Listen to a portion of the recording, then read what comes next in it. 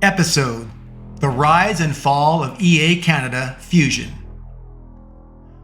Mostly unrelated to my tale to this point, but this random tidbit comes to mind. My mother used to say to me, "Prison is where criminals network with each other."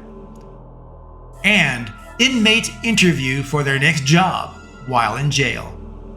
I speculate, like prison, nefarious, immoral, even amoral people will network and form syndicates to do bad, self-serving things. But not in prison, instead in megacorporations. Also, like criminals interviewing for jobs in jail, people interview with other corrupt corporate inmates so they can join their syndicate and do evil together. Let's get back to the tale of Electronic Arts Canada Fusion, and specifically some tales of how the group grew, structured its teams and organization, and how it ultimately fell and died. Well, with Fusion's reputation being outside proper EA, we were quickly seen as isolated, separated, and elitist, a competitor business unit to them and their interests. Other divisions saw Fusion as a competitor, a direct threat that might take away their products, their business, or show how bloated and ineffective their studios and teams were. Fusion represented the light of truth that could pierce the veil of corporate deception and that made many people uncomfortable. It made people, if not outright terrorized of being exposed. They might lose their cushy, gravy-train jobs. Fusion's success seemed to be a threat to other EA studios. With most of EA's groups viewing Fusion as a threat, our division had very few allies, but our success gave us the power of EA worldwide, of Electronic Arts Olympus and all of its might. But Fusion had to be wildly successful, and so Fusion pushed hard to be so. It was. Fusion could do whatever it dang well pleased. Largely operating alone in the vast oceans of Electronic Arts staff and studios, we were different. Fusion was rogue. We countered the establishment. Fusion had its own culture. I began evangelizing that Fusion was like a pirate ship, broken off from the British Royal Navy, and we were succeeding where the Navy could not. We won battles for the Empire, though we were pirates. We secured the loot and the booty from competing nations. And never did we take it from the British. The idea was this: Fusion was a splinter group from the Royal Navy that became a nation-loyal pirate.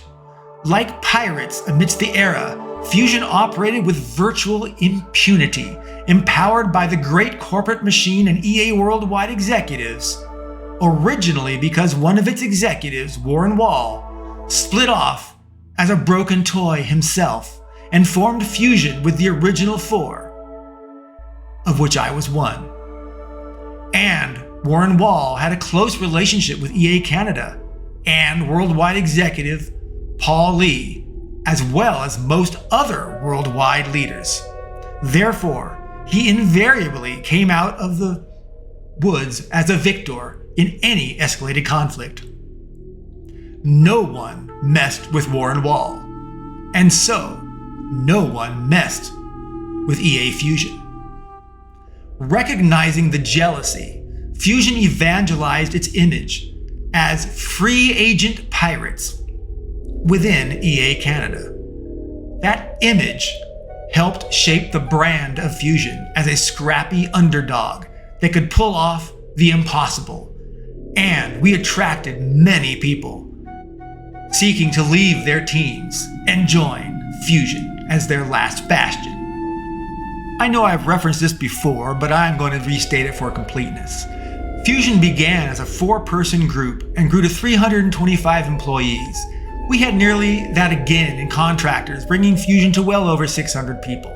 We declared our first business unit milestone would be to make a minimum of 85 Metacritic scored games and to hire enough people to reach 85 employees from our 4. It was our double definition of Road to 85, as we coined it.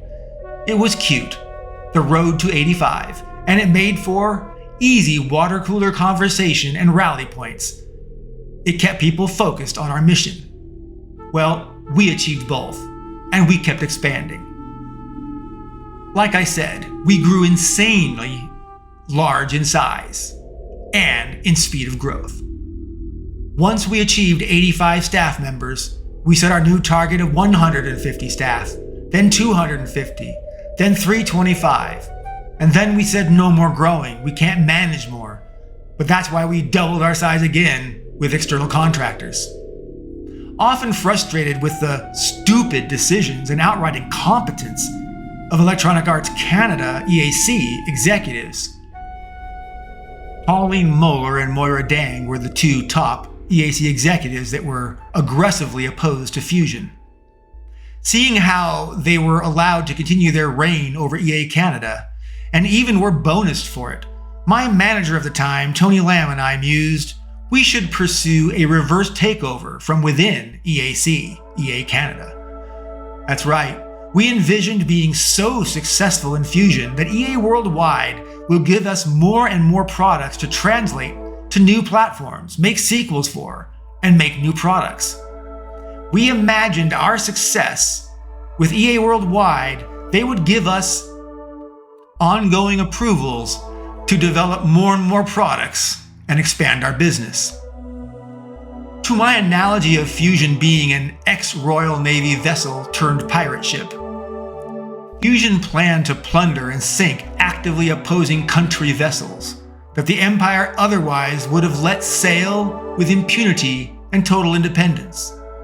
Even if British citizens and the Royal Navy looked down upon us, we would continue to be pirates. On another interesting story, I think.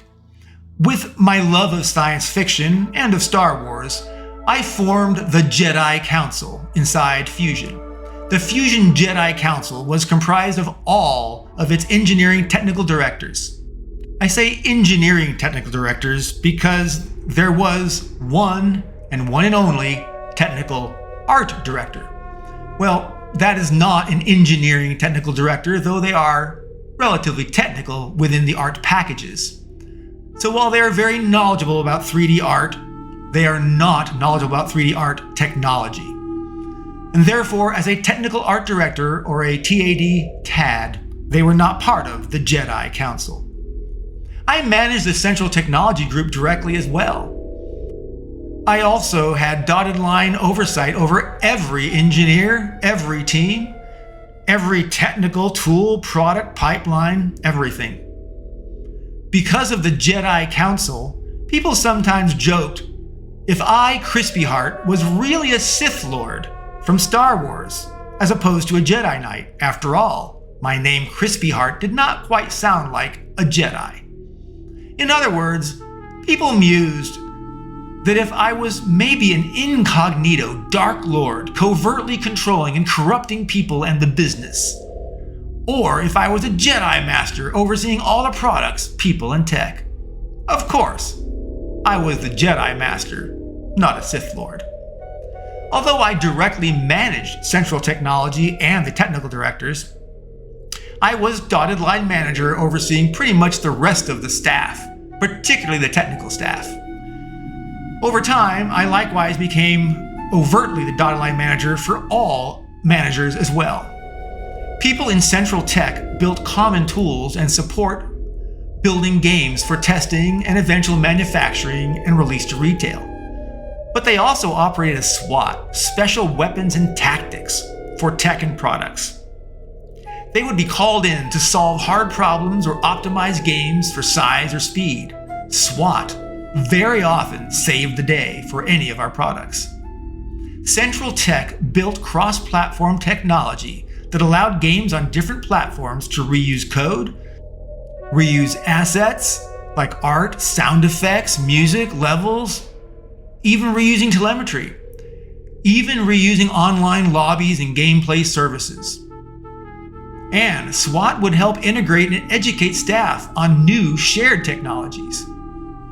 An interesting discovery that I had first encountered at Electronic Arts and later saw at Microsoft were tests of loyalty before a promotion was given or a major raise or bonus was granted. This is a bit of a tangent, but let me tell you a rather dark tale of promotions. Companies and managers sometimes tested loyalty, especially before a promotion or granting more authority or leadership. Companies would ask allied outside employment recruiters or other companies they knew to solicit you for an interview. And if you accepted the interview, no promotion for you. In fact, accepting the interview told them you were disloyal and you should not be a key part of the company. Atari Games and the original EA at Chess Drive, later moved to Redwood Shores in Foster City, California, did those loyalty tests. Charles Weitzer, a recruiter friend of mine, he was retained often as a regular for loyalty testing.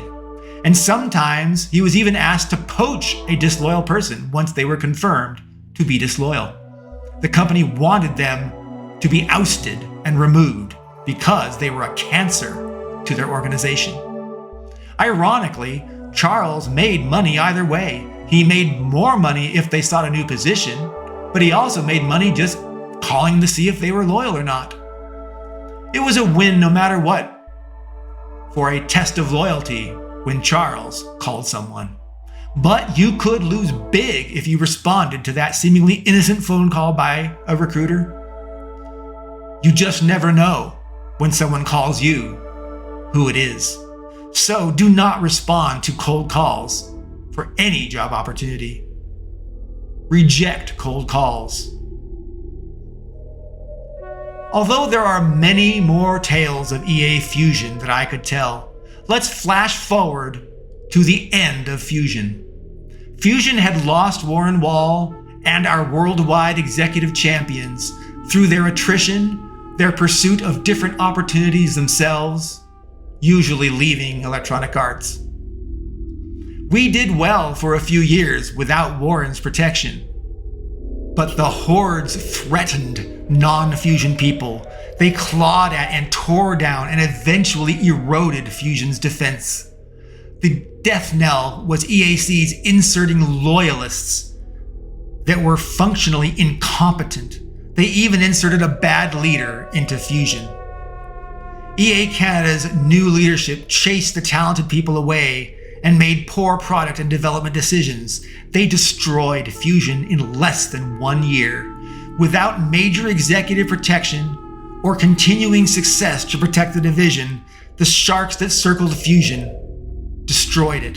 The Royal Navy had turned its guns on our lone pirate ship called Fusion, and they fired. Fusion swiftly sank. It was dismantled and consumed by the rest of EA. Let me emphasize, there will be little to no success without executive support, without a powerful corporate influential champion looking out for and defending you and your interests. And no amount of success can protect you from corrupt leaders and big corporations where evil can hide within its folds. You need a superhero, a champion, if you hope to be successful in a mega corporation.